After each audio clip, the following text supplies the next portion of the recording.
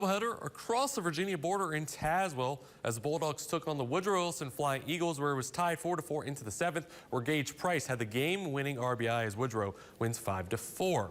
Then in Game 2, we'll start top of the first, bases loaded and ball up high for Brady Williams. That'll score Chase Tolliver. Woodrow up 1-0.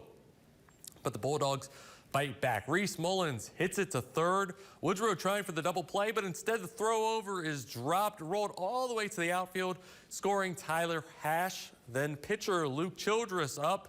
He'll force a fielder's choice, scoring another Tazewell Bulldog, and makes it 2-1.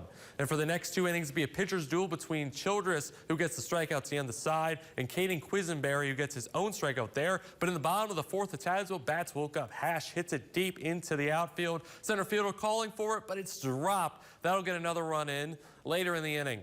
A wild pitch will score Alex Compton, and that makes it 4-1. Bulldogs keep going as Trey Blankenship hits it into left. That'll go for a sac fly as Tazewell will go on to win 6-1 behind Childress's 12 strikeouts in the win.